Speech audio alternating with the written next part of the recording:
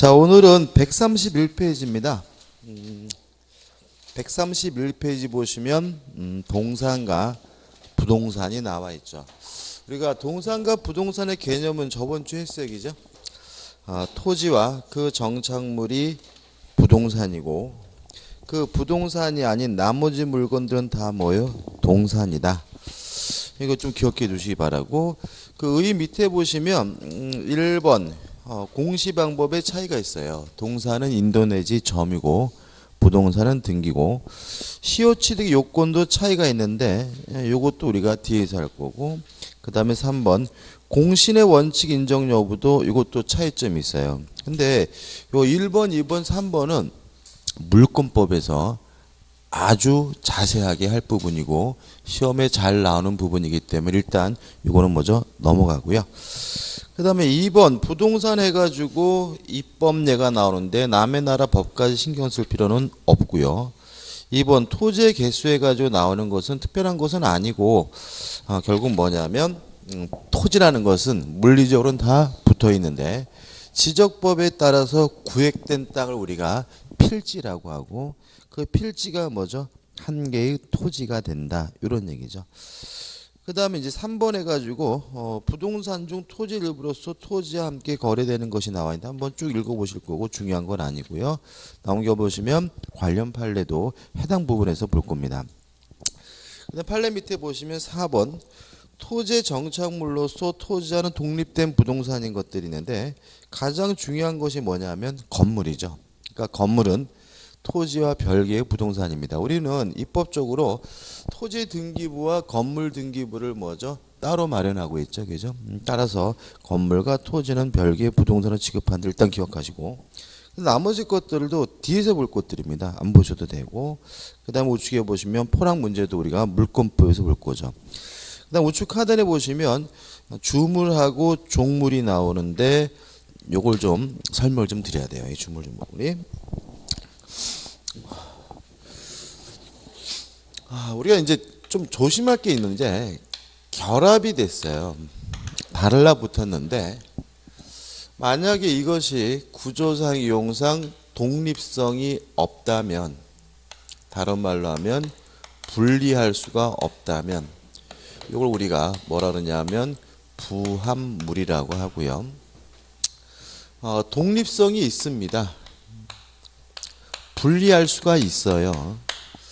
다만 이것이 다른 물건과 결합돼 가지고 주물과 결합이 돼야지만 존재 가치가 있는 경우, 이런 경우 우리가 뭐라 그러냐면 종물이라고 합니다.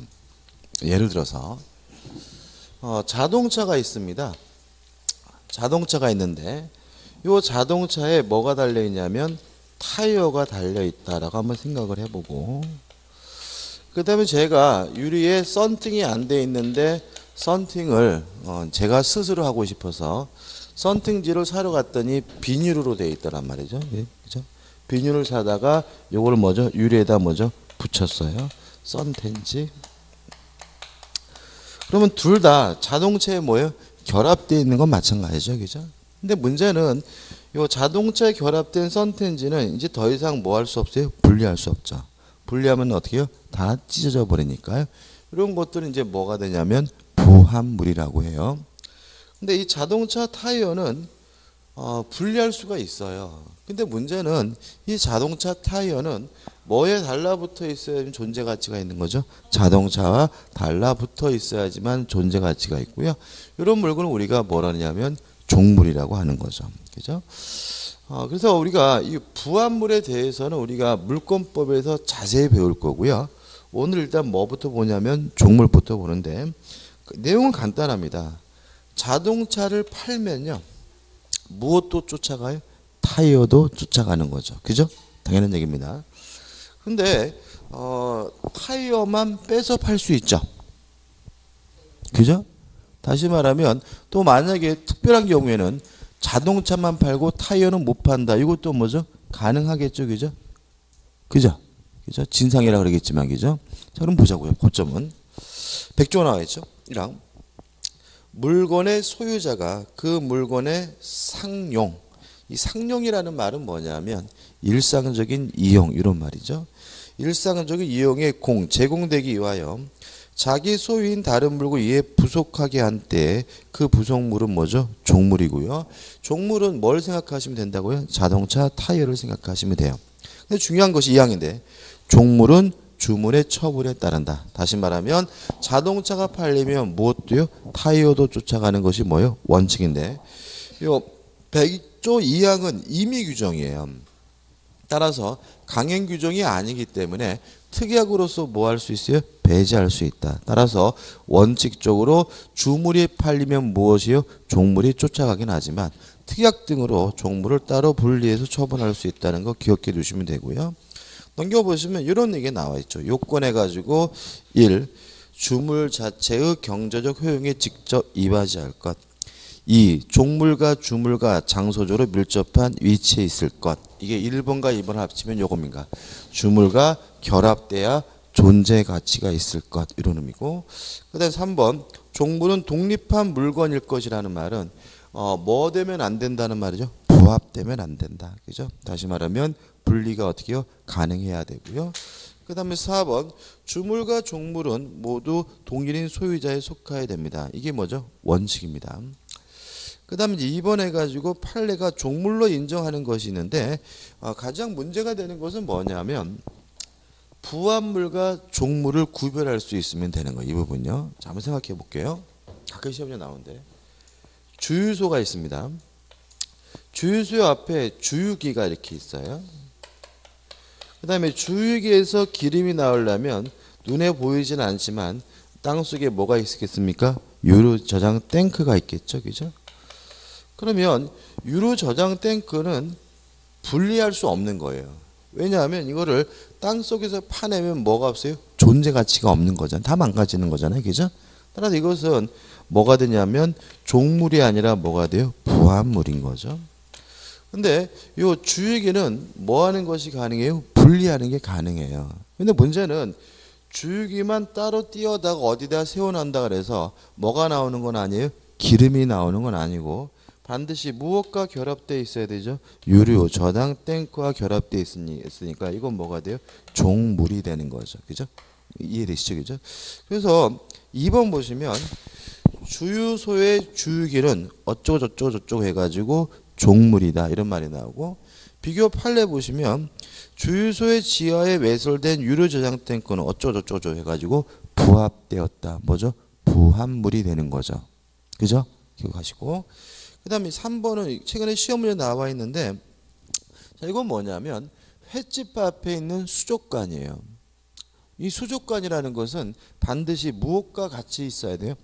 횟집과 같이 있어야 되는 거죠. 물론 수족관도 뭐 할 수 있어요? 분리할 수 있죠. 그러니까 분리할 수 있으니까 뭐는 아니에요?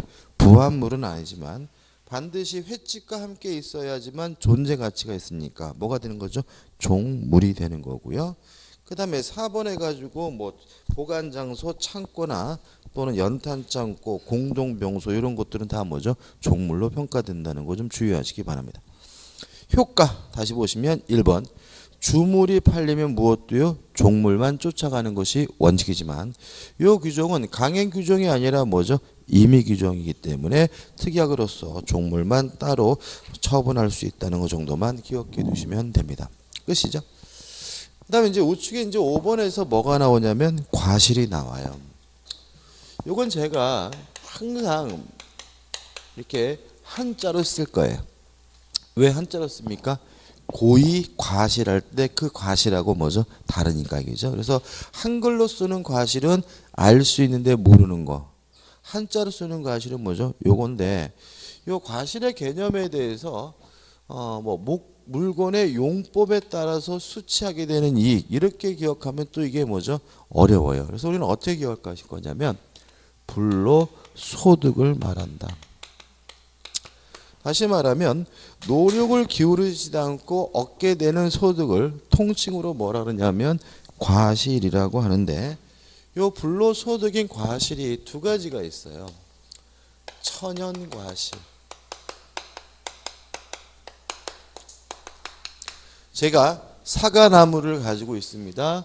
가을이 됐더니 뭐가 열려요? 사과가 열린다면 그 사과는 뭐가 돼요? 과실, 천연과실이고요. 제가 개를 키우는데 개가 옆집 개하고 눈이 맞아가지고 새끼를 낳았어요. 강아지도 뭐가 되겠어요? 과실이 되겠고, 소를 키우는데 아침마다 소에서 젖을 짜요. 우유도 뭐죠? 과실이고, 닭을 키우는데 닭이 아침마다 달걀을 낳아요. 이런 것들은 뭐예요? 과실이 되는 거죠. 근데 조심할 것은 뭐냐면, 예를 들어서 제가 사과 농사를 저가 1년에 일만큼의 소득이 있다면 이게 다 과실은 아닌 거예요. 왜 그러냐면 사과 농사를 하면서 얻게 되는 소득의 대부분은 뭐의 대가예요? 노동의 대가거든요.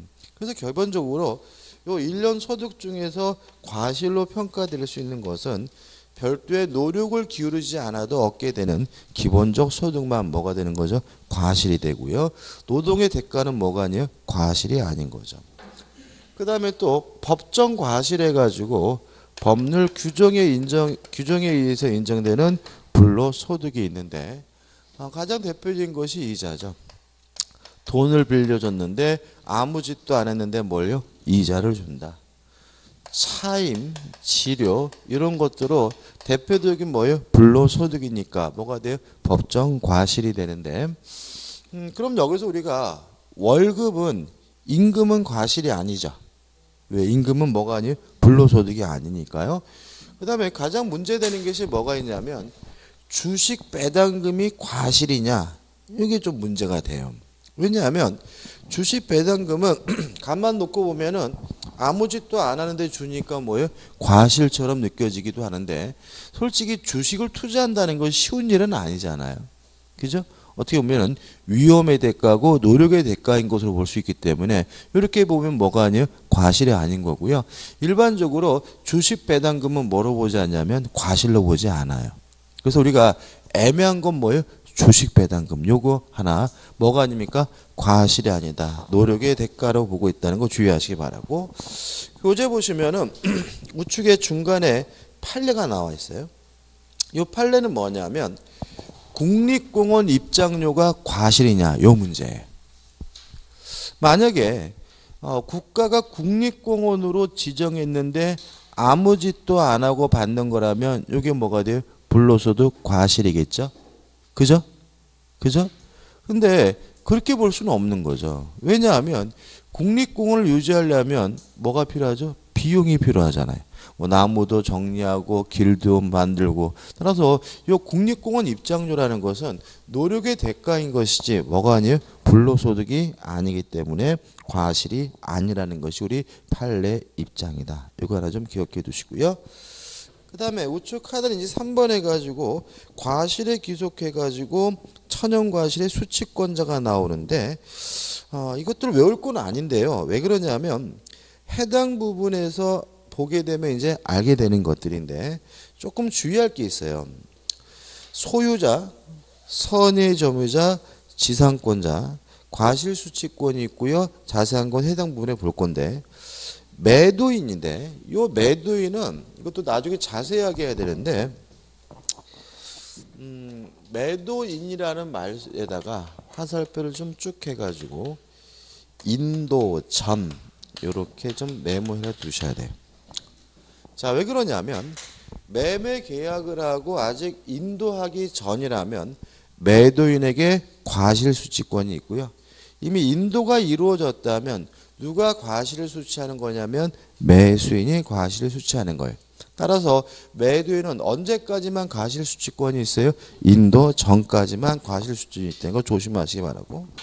사용차주, 임차인, 친권자, 소유자 등과 유치권자가 나오는데 요 유치권자는 과실수취권이 있느냐 없느냐가 학설이 대립이 있어요. 그래서 교재에 따라서는 유치권자는 과실수취권이 없다고 나와 있는 교재도 있어요.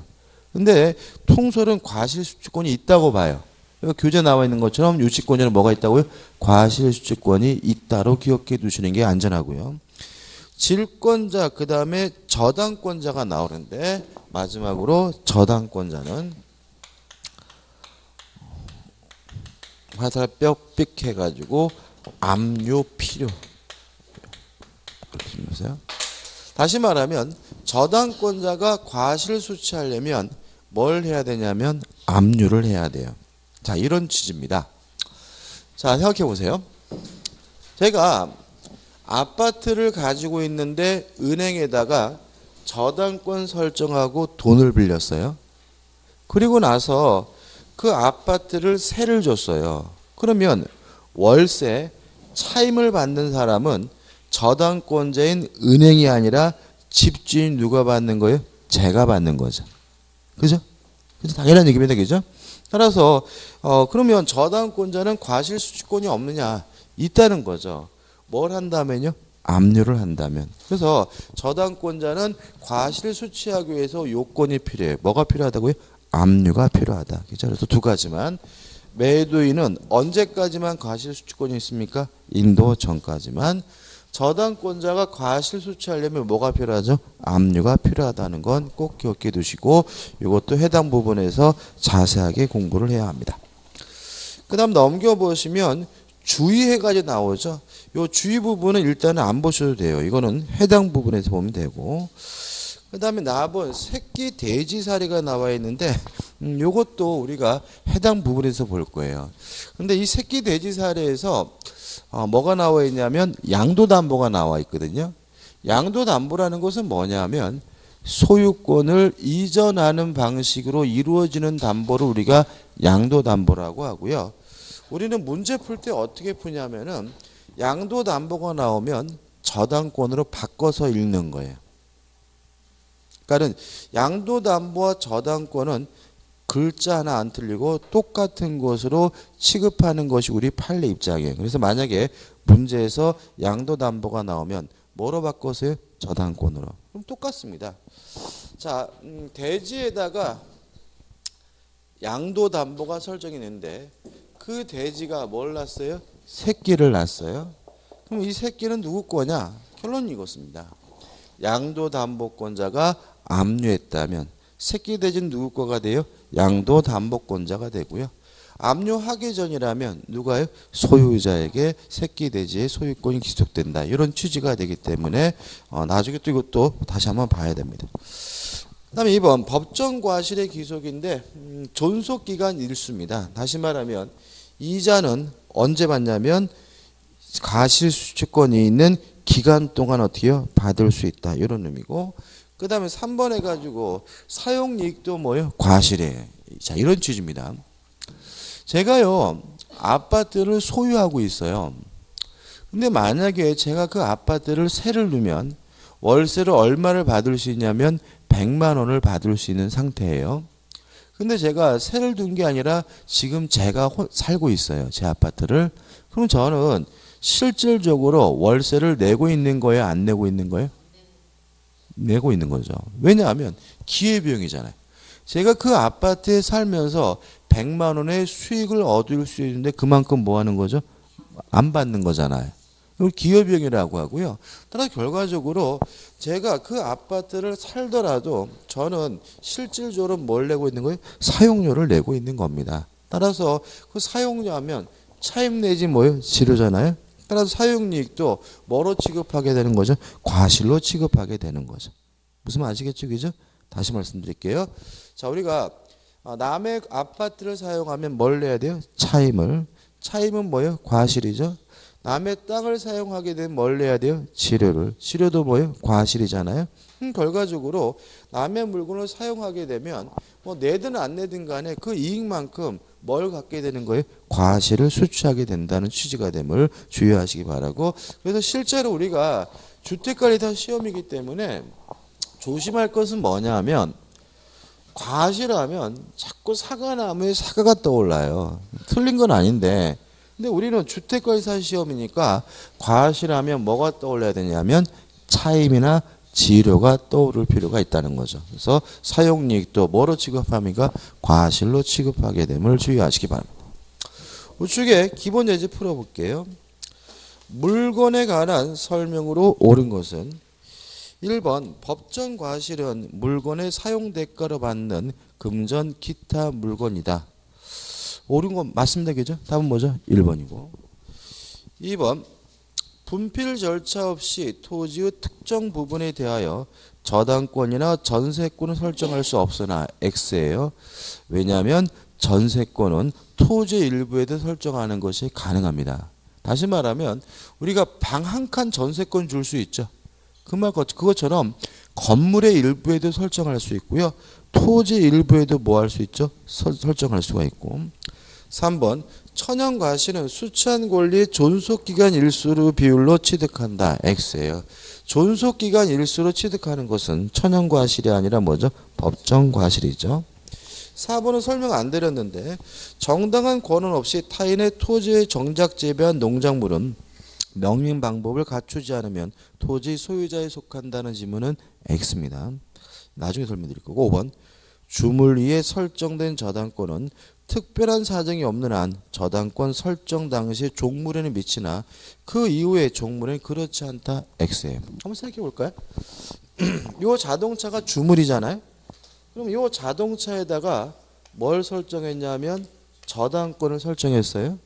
그러면 저당권의 효력이 어디에도 당연히 미치는 거예요? 타이어에도 당연히 미치는 거죠. 그죠? 따라서 저당권자 경매라면 경락을 받은 사람은 자동차 소유권뿐만 아니라 무엇도 취득해요? 타이어도 취득하는 거잖아요.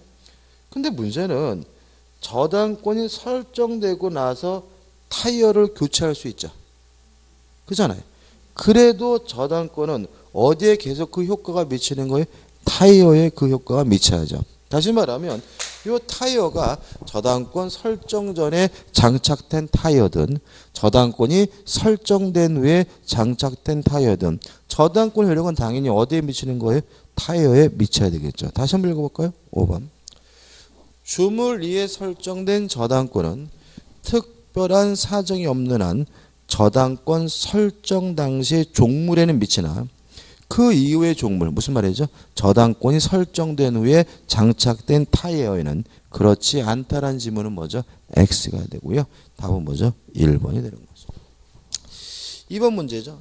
그러니까 2015년도에 지금 이 물건에 관해서 시험 문제 몇 문제나 나왔죠? 2문제나 나왔죠. 종물에 관한 설명으로 옳지 않은 것은 1번 책상과 의자. 책상과 의자는요.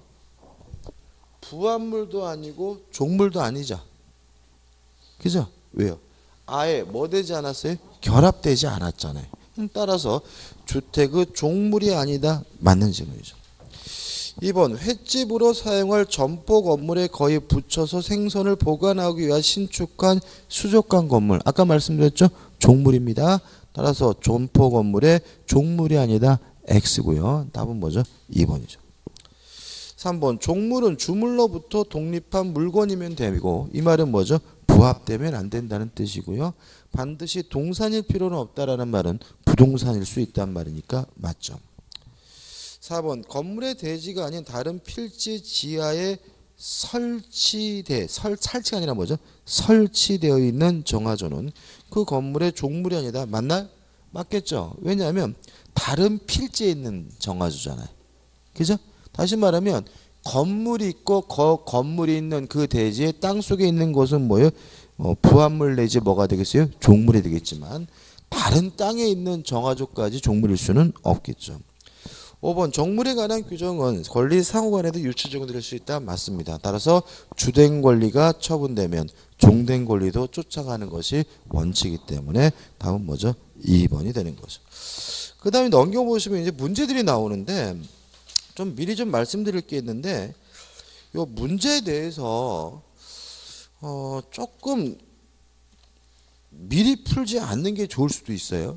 왜 그러냐면은 너무 일찍 푸시게 되면은 어떤 일이 발생하냐면 뭔 소리인지 모르기 때문에 문제를 뭐 하게 돼요? 외우시게 되고 외우시게 되면은 모르는데도 알고 있다라는 착각에 빠져가지고 이제 뭐예요? 공부하는데 오히려 방해가 될 수 있어요. 그래서 문제는 최소한도로 이게 그러니까 지금 이게 보면은 이 물건에 관한 문제를 지금 풀었지만 이게 이해 안 되는 이유는 뒤에 나올 게 앞에 나와 있기 때문에 이해 안 되는 경우가 많고요. 그래서 최소한 이 책을 어떻게 해요? 처음부터 끝까지라도 한 번이라도 다 보고 나서 보시는 게 안전하고요. 너무 일찍 문제를 푸시게 되면 뭐 할 수 있냐면 공부는 열심히 하게 되는데도 불구하고 실패할 가능성이 있기 때문에 조심하시기 바라고, 자꾸 인터넷에서 문제 푸시면서 문제가 잘못됐다 이렇게 주장하면서 질문하는 분들이 계시기 때문에 두 문제만 좀 볼게요. 몇 문제 볼 거냐면 이건가? 왜 안 보이죠? 아까 제가 봤는데.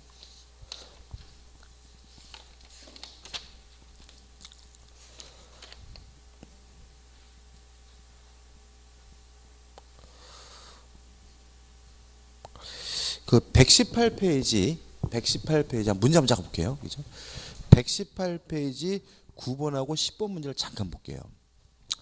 118페이지 9번하고 10번을 잠깐 보는데 9번 보시면 다음은 한정 후견 개시에 관한 기술에 틀린 것은 답이 몇 번이냐면 4번이거든요. 4번 보시면 한정 후견인의 법률 행위를 피한정 후견인이 한정 후견인의 동의 없이 하였을 때는 그 법률 행위를 취소할 수 있다라는 지문은 X예요. 굉장히 주의하셔야 될 건데, 자, 한정 후견인이 뭐예요? 어떻습니까? 원칙적으로 독자적으로 법률 행위를 할 수가 있는데, 다만 법원이 지정한 행위를 하고자 할 때에만 뭐가 필요하죠? 동의가 필요한 사람이죠. 따라서 한정 후견인은 원칙적으로 독자적으로 법률을 할 수 있다는 말 자체는 밑도 끝도 없이 한정 후견의 행위를 취소할 수 있다는 지문은 뭐예요? X인 거예요. 무슨 말 아시겠어요? 그죠? 해설을 보시면 이렇게 나있죠. 한정 후견인의 동의가 필요한 법률 행위를 피한정 후견인이 한정 후견인의 동의 없이 하였을 때는 그 법률 행위를 뭐 할 수 있어요? 취소할 수 있다는 말은 한정 후견인의 행위를 무조건 취소할 수 있는 것이 아니라 동의가 필요한 행위를 동의 없이 했을 때만 뭐 할 수 있어요? 취소할 수 있다는 얘기고, 무슨 말 아시겠죠? 한정 후견인은 원칙적으로 독자적으로 법률에 하는 것이 뭐예요? 가능한 사람이기 때문에 주변에 나와 있는 4번처럼 한정 후견인의 동의 없이 후견인 동의 없이 했을 때는 취소할 수 있다는 지문은 뭐가 돼요? X가 된다는 거 주의하시기 바랍니다. 굉장히 뭐예요? 중요한 거고, 이거를 이해 못 하시는 분이 있어요. 다시 한번요. 피한정 후견인이 뭐라고요? 원칙적으로 독자적으로 법률 행위를 할 수가 있는 사람이에요. 그죠? 피한정 후견인이. 그죠? 따라서 후견인의 동의가 없다는 이유로 피한정 후견의 행위를 취소할 수 있다는 지문은 원칙에 반하기 때문에 뭐가 돼요? X가 되는 거고요. 그래서 답은 뭐예요? 4번인 거예요. 이거 질문 많이 하시더라고요. 그 다음에 또 10번 문제 보시면 틀린 걸 찾는데 2번을 보시면 성년 후견인의 동의 없는 피성년 후견인의 법률 행위는 취소할 수 있다. 이게 X예요. 왜 X냐면 해설을 보시면 피성년 후견인의 법률 행위는 취소할 수 있다. 이것 때문에. 무슨 말이에요? 피성년 후견인은 동의 없이 법률 행위를 하든 동의를 얻어서 법률 행위를 하든 그 행위는 뭐 할 수 있는 거예요? 취소할 수 있는 거죠. 그죠? 따라서 이 지문은 동의 없어서 한 경우에만 뭐 할 수 있다는 얘기예요? 취소할 수 있던 취지이기 때문에 뭐가 되는 거예요? X가 되는 거죠. 이해되십니까? 그죠? 다시 한번요. 피성년 후견인은 동의를 얻어서 하든 동의를 안 얻어서 하든 그 얘기는 해설에 나와 있는 것처럼 무조건 뭐 할 수 있는 거예요? 취소할 수 있는 거니까 2번 지문처럼 동의 없는 피성년 후의 법률 행위는 취소할 수 있다는 지문은 뭐예요? X가 되고요. 항상 뭐 하셔야 돼요? 조심하셔야 되는 거죠. 실제로 요 9번과 10번에서 이 4번과 2번 지문은 반드시 뭐예요? 이해돼야 되셔야 되고, 문제가 이상한 것이 아니니까 반드시 뭐예요? 이해해 두셨으면 좋겠고, 그 다음에 이런 질문이 나오는 이유는 왜 그렇다고요? 아직 수준이 지금 안 돼 있는데 무작정 뭘 풀어주세요? 문제를 풀어제끼니까 이게 답을 외우는데 자꾸 이상한 것 같으니까 뭐죠? 질문이 나오는 거니까 좀 어느 정도 수준이 되시고 나서 문제를 푸시는 것이 뭐죠? 좋습니다. 그렇죠? 자, 이제 140페이지로 갑니다.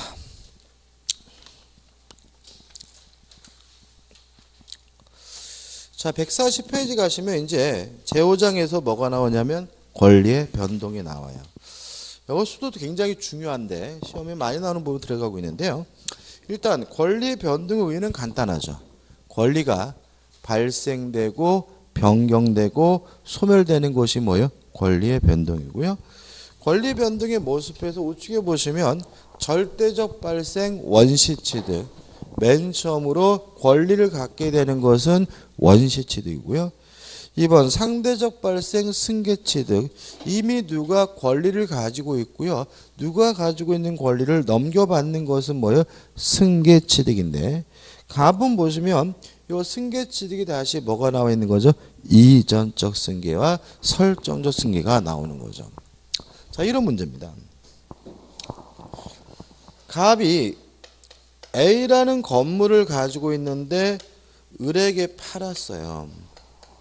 팔고 을에게 이전 등기를 해주면 을은 맨 처음으로 이 건물의 소유권을 가진 것이 아니라 이미 갑이 가지고 있는 것을 넘겨받은 것이니까 이게 뭐가 돼요? 승계취득인데요. 근데 문제는 을이 소유권을 취득하게 되면 갑의 소유권은 뭐하게 돼요? 소멸되게 돼요. 이런 걸 뭐라 그러냐면 이전적 승계라고 하는 거죠. 근데 만약에 갑이 이 건물을 팔아먹은 것이 아니라 병한테 전세권을 줬어요. 그러면 병의 전세권도 누구로부터 넘겨받은 거예요? 갑으로부터 넘겨받은 것이니까 이것도 뭐예요? 승계취득이긴 한데 병이 전세권을 취득했다 그래서 갑의 소유권이 뭐 되진 않아요? 소멸되지는 않으니까 이걸 뭐라 그러냐면 설정적 승계라고 하는 거죠. 다시 말하면 권리를 넘겨줌으로써 구권리자의 권리가 아예 뭐가 돼요? 소멸돼 버린다면 이걸 우리가 뭐라 그래요? 이전적 승계라고 하고요. 권리를 넘겨줬는데도 불구하고 구권리자의 권리가 소멸되지 않고 있다면 이걸 우리가 뭐죠? 설정적 승계라고 하는 거죠. 교재 예들이 나와 있는데 외울 건 아닙니다. 왜냐면 우리가 언어 습관적으로 구별하고 있거든요. 이런 말 쓰나요? 저당권을 이전해 줬단 말은 안 하죠. 아니, 저당권을 이전해 줬다는 말은 안 하죠. 저당권을 뭐 했다고요? 설정했다고 하죠. 왜요? 저당권을 주더라도 나의 소유권은 뭐 되지 않아요? 소멸되지 않으니까요. 임차권을 이전해 줬다고는 안 합니다. 임차권을 뭐 했다고요? 설정해 줬다고 하죠. 왜요? 임차권을 주더라도 나의 소유권이 뭐 되는 건 아니에요? 소멸되는 건 아니죠. 그래서 우리가 언어 습관적으로 이전이라는 말과 설정이라는 말을 구별해 쓰고 있거든요. 이전은 뭐예요? 내 권리가 없어지는 거. 설정은 권리를 주더라도 내 권리가 어떻게 해요? 안 없어지는 게 뭐예요? 설정이다라고 이해하시면 되고요. 그 다음에 특정 승계, 포괄 승계. 권리자가 가지고 있는 권리 중에서 특정된 권리를 넘겨받으면 특정 승계고요. 그 사람이 가지고 있는 모든 권리와 의무를 한꺼번에 넘겨받으면 뭐죠? 포괄 승계가 됩니다. 그 다음에 2번 권리의 변경해가지고 주체 변경은 이전적 승계와 같은 의미가 되고요. 넘겨보시면 내경의 변경하고 작용의 변경이 나와요. 여긴 또 시험이 또 잘 가끔 나오기 때문에 좀 설명이 필요합니다.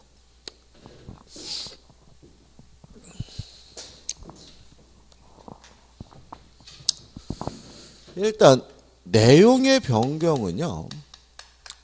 두 가지가 있어요. 질적 변경이라는 것과 양적 변경이라는 것으로 나뉘고요. 이것과 구별할 것이 뭐냐 하면 작용의 변경입니다. 그래서 수험적으로 이 부분에서는 질적 변경, 양적 변경, 작용의 변경 요 세 가지를 구별할 수 있으시면 되는데 결론부터 말씀드리면 이런 얘기입니다. 질적 변경이란 권리 자체가 다른 권리로 뒤바뀌는 걸 우리가 뭐죠? 질적 변경이라고 해요. 양적 변경이라는 것은 권리 자체는 안 바뀌어요. 그렇지만 권리자로서 할 수 있는 일에 양이 변경되는 게 뭐냐면 양적 변경이고요. 작용의 변경은 권리 자체 변경되지 않고요. 양도 변경되지 않고 작용만 변경되는 게 뭐냐면 작용의 변경이에요. 자, 생각을 해보죠. 우리가 권리가 변경된다라는 말을 들으면 언뜻 떠오르는 것이 뭐냐면 권리가 다른 권리로 뒤바뀌나 보다. 이게 뭐예요? 질적 변경이죠. 권리 자체가 변경되는 거예요. 예를 들어서 제가 아파트에 살고 있는데 저는 임차인이에요. 저의 권리는 뭐예요? 임차권이거든요. 근데 제가 그 아파트를 사가지고 그 아파트의 소유권을 취득했다면 저의 권리는 임차권에서 뭐로 바뀌어요? 소유권으로 바뀌겠죠. 그러면 권리 자체가 다른 권리로 바뀌었으니까 이런 걸 우리가 뭐라고 해요? 질적 변경이라 한다. 그래서 우리가 권리가 변경된다. 권리 자체가 다른 권리를 뒤바뀐다. 그럼 뭐예요? 질적 변경이에요. 근데 양적 변경은 권리는 뭐예요? 그대로인데 뭐가요? 양이 바뀐다는 거거든요. 좀 생각을 해봐야 되는데, 자, 갑이라는 사람이 어떤 건물에 소유권이 있어요. 소유권이 있다는 말은 결국은 그 물건, 건물을 사용할 수 있고 수익할 수 있고 처분할 수 있다는 얘기인데, 문제는 갑이 이 건물에다가 을에게 뭘 설정해 줬냐면 전세권을 설정해 줬어요. 그래도 갑은 여전히 소유권이 있는 거죠. 다시 말하면 권리 자체는 그대로 뭐예요? 소유권이니까 권리 자체는 뭐 되지 않았어요? 변경되지 않았죠. 근데 뭐가 바뀌었냐면 이제 이 집에 살아야 될 사람은 더 이상 갑이 아니라 을이니까 을은 소유자이긴 하되 더 이상 그 건물을 사용할 수 없고 수익할 수 없죠. 다시 말하면 할 수 있는 일의 양이 뭐 하고 있는 거죠? 줄고 있기 때문에 이런 걸 우리가 뭐라 그래요? 양적 변경이라고 한다. 이해되시죠? 그죠? 물론 양이 늘 수도 있죠. 나중에 을의 전세권이 소멸된다면 이제 다시 갑은 뭐 할 수 있어요? 사용할 수 있고 수익할 수 있겠죠. 다시 말하면 양적 변경이란 권리는 여전히 뭐예요? 그대로 소유권인데 할 수 있는 일의 양이 줄거나 늘어나는 걸 우리가 뭐죠? 양적 변경이라고 하고, 가장 대표적인 것은 자기 소유물에 전세권과 같은 제한 물권을 설정한 경우가 됨을 주의하시기 바랍니다. 그 다음에 작용의 변경인데 일단 권리 자체도 그대로고 양도 그대로인데 뭐만 바뀌어요? 작용만. 이 작용이란 말을 먼저 좀 이해하실 필요가 있는데 이 작용이란 말을 좀 더 쉬운 말로 하면 힘입니다. 힘, 파워. 한자로 쓰면 우리가 힘역자로 쓰는 거죠. 그죠? 힘역자. 그럼 이렇게 되는 거죠. 권리도 그대로고 양도 그대로인데 뭐가요? 힘, 파워가 바뀌는 거 우리가 뭐죠? 작용의 변경이라고 하고요. 가장 대표적인 것이 이런 얘기입니다. 갑이라는 사람이 어떤 권리를 가지고 있냐면 주택 임차권이라는 권리를 가지고 있어요. 근데 이 사람이요, 그 집에 이사 왔고요, 인도받았고 동사무소 가서 전입신고 주민등록을 하면 다 알다시피 이 사람은 뭘 갖게 되냐면 대항력을 갖게 되죠. 그럼 보자고요. 이 사람이 인도받고 전입신고했다 그래서 주택 임차권이라는 권리가 다른 권리로 뒤바뀐 건 아니에요. 여전히 뭐가 돼요? 주택 임차권이고, 또 주민등록했다 그래서 할 수 있는 일의 양이 변경된 것도 아닙니다.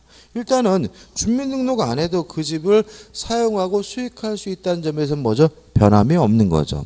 다만 주민등록을 함으로써 뭘 갖게 됐다고요? 대항력. 대항할 수 있는 뭘 갖게 됐어요? 힘을 갖게 된 거니까 이런 것들을 우리가 뭐라 그래요? 작용의 변경이라고 하는 거죠. 이해되시죠? 그죠? 그 다음에 또 이런 것도 나와요. 자, 어떤 건물에 갑이라는 사람이 1순위로 저당권이 있고요. 2순위로 을 앞에 뭐가 있었냐면 저당권이 있었는데, 이런 상태면 어떻게 되냐면 경매가 되면 1순위인 갑이 먼저 받고 남는 게 있으면 누가 받는 거죠? 을이 받는 거잖아요. 근데 이 갑의 저당권이 말소가 됐어요. 그러면 을은 여전히 뭐예요? 저당권이죠. 말소되기 전에도 저당권, 말소된 후에도 뭐예요? 저당권이니까 권리 자체는 뭐예요? 그대로인 거예요. 그 다음에 저당권은 뭐 하는 권리죠? 저당권 설정했다 그래서 그 목적물을 사용 수익할 수는 없는 거잖아요. 저당권을 왜 설정하는 거냐면 사용 수익하려고 설정하는 게 아니라 안 갚으면 처분하려고, 안 갚으면 경매하려고 설정하는 것이 뭐예요? 저당권이에요. 따라서 저당권의 가장 본질적인 기능은 뭐 할 수 있는 거예요? 경매할 수 있는 거거든요. 그죠? 그죠? 그죠? 은행에서 저당권 설정했다 그 은행 직원들이 아파트 쓰는 거 아니잖아요. 안 갚으면 뭐 할 뿐이에요? 경매할 뿐이잖아요. 따라서 저당권은 왜 설정하는 거냐면 안 갚으면 뭐 하려고요? 경매하려고. 그럼 보자고요. 을은 갑이 있을 때도 경매할 수 있었고요. 갑이 없어도 뭐 할 수 있어요? 경매할 수 있으니까 할 수 있는 일이랑도 뭐죠? 변함이 없는 거예요. 다만 갑이 말소가 되면 을이 1순위로 뭐 하게 되냐면 순위가 뭐가 돼요? 승진되기 때문에 똑같은 저당권이긴 한데 1순위 저당권, 좀 더 힘이 센 저당권이 되기 때문에 이런 걸 우리가 뭐라는 거죠? 작용의 변경이라고 한다는 거죠. 이해되시죠? 그죠? 더 좀 보자고요. 그럼 여러분들 우리가 기억할 것은 뭐죠? 세 가지 예가 되는데 질적 변경이 뭐라고요? 권리가 다른 권리로 바뀌는 거. 양적 변경은 뭐죠? 권리는 안 바뀌는데 할 수 있는 일의 양이 바뀌는 걸 말하고 얘는 자기 소유물의 전세권을 설정해주면 여전히 뭐이긴요? 소유자이긴 하지만 더 이상 사용 수익할 수 없게 되는 걸 우리가 뭐죠? 작용의 변경이라고 하고, 아니, 양적 변경이라고 하고, 근데 작용의 변경은 권리도 그대로고 양도 그대로고 힘, 파워만 바뀌는 걸 우리가 뭐죠? 작용의 변경이라고 하고, 가장 대표적인 것이 주택 임차권자가 인도받고 전입신고를 이길 날 대항률을 갖는다. 이게 뭐죠? 작용의 변경이고, 1순위 저당권이 말소되는 바람에 2순위가 1순위로 순위가 승진되는 것도 뭐가 되죠? 작용의 변경이 된다는 거 좀 주의하시기 바랍니다. 그 다음에 권리의 소멸. 모든 사람들이 봤을 때 세상 어디에도 권리가 없어지게 되는 것은 절대적 소멸이라고 하고요. 가장 대표적인 것이 건물이 무너져서 없어지는 경우고요. 특정된 사람 입장에서만 권리가 없어지는 것을 우리가 상대적 소멸이라고 하고요. 가장 대표적인 것은 이전적 승계에서 구권리자의 권리가 소멸되는 것이 뭐죠? 상대적 소멸이 되는 거죠. 그 다음에 2절에서 이제 권리 변동의 원인이 나옵니다. 이게 이제 우리가 제가 이제 민법을 이게 해보면은 참 쉽지 않아요. 그죠? 쉽지 않습니다. 그러니까 민법 공부를 해보면 들을 땐 다 알아듣잖아요. 그죠? 알아듣는데 책 보면 뭔 개소리인가 싶고, 그죠? 더더군다나 문제를 풀면 어떻게 해요? 아우, 이게 뭐 하나도 모르겠네. 이런 상태가 되거든요. 시간이 좀 많이 필요합니다. 그러니까 이게 뭐냐면 뭔가를 새로운 걸 계속해야 되는 게 아니라 똑같은 것을 반복해서 내 거로 만드는 과정이 필요한 거죠. 이런 겁니다. 예를 들어 가지고 저는 초등학교 2학년 때 구구단을 외웠거든요. 구구단을 처음 외울 때는 다 외웠어 그런단 말이죠. 그러면 2는 4 이렇게 쭉 외우잖아요. 그죠? 9, 9, 80 이렇게 다 외웠어요. 그죠? 근데 얘한테 그러면 5 곱하기 4는 뭐니? 그러면 20 이렇게 나오는 게 아니라 5, 20, 5, 35, 5, 4, 20 이렇게 나온단 말이에요. 그죠? 그죠? 그죠? 이게 무슨 단계냐면 이런 겁니다. 지금 구구단을 외워가지고 머릿속에 구구단이 뭐 있어요? 들어있긴 해요.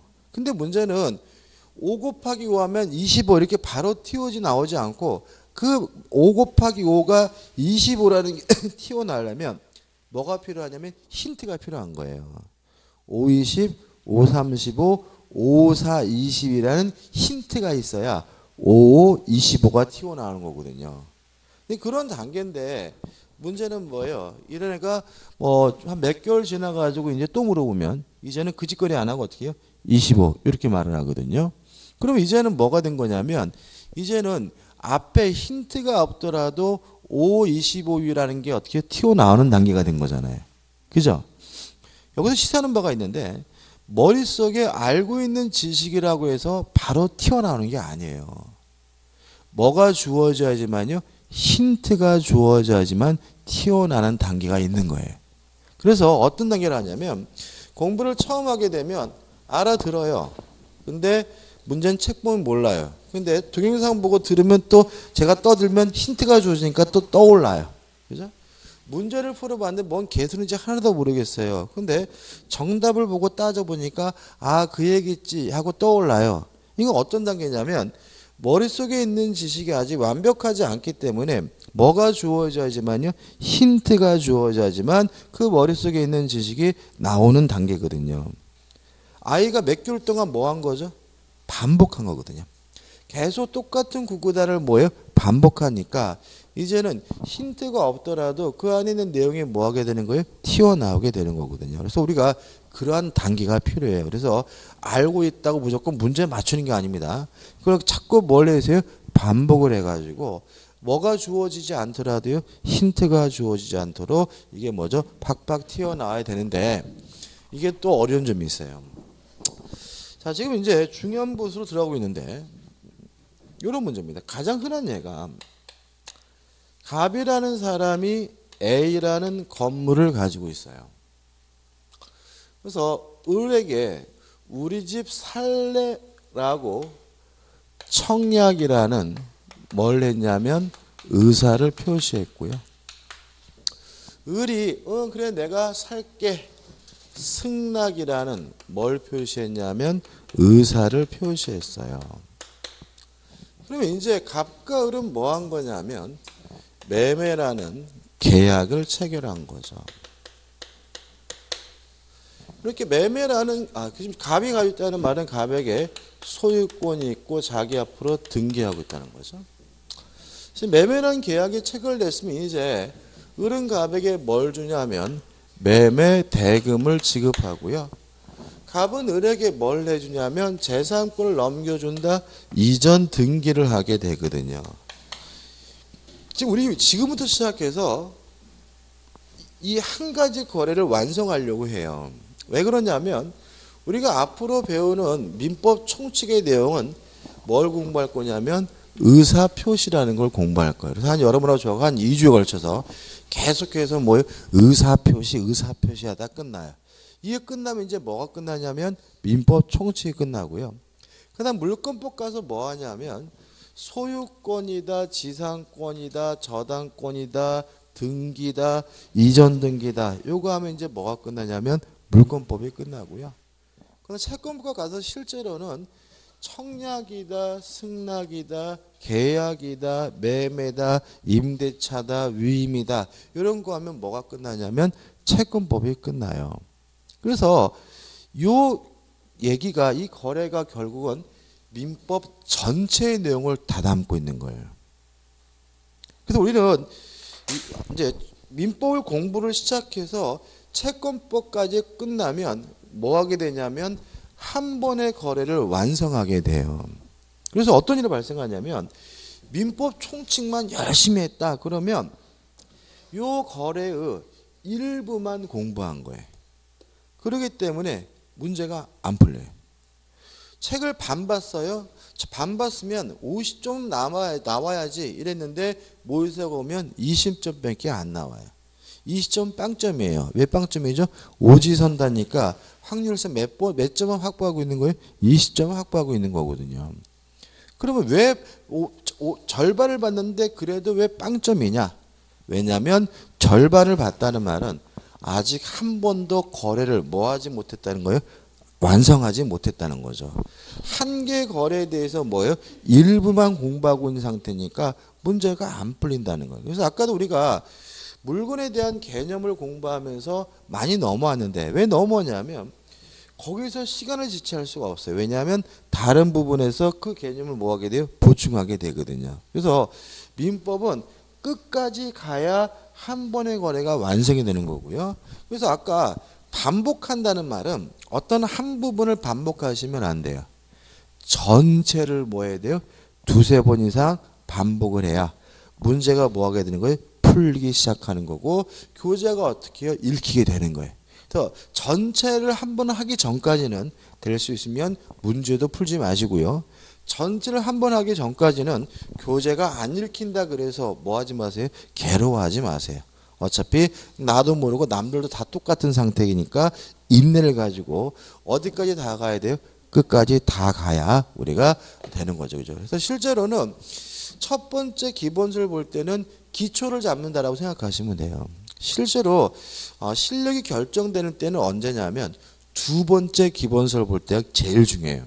왜냐하면 끝까지 다 간 상태에서 두 번째 보게 되면 뭐가 깔려있는 상태예요? 기초가 깔려있는 상태니까 이 두 번째 볼 때 굉장히 중요하고 거기서 뭐죠? 실력이 결정되는 게 많습니다. 그래서 우리가 오늘부터 해서 이제 요 거래를 뭐 하려고 하냐면 시작을 하려고 하고요. 좀 쉬었다가 이제 권리 변동의 원인을 볼 거예요. 이거 지우지 마십시오. 이거.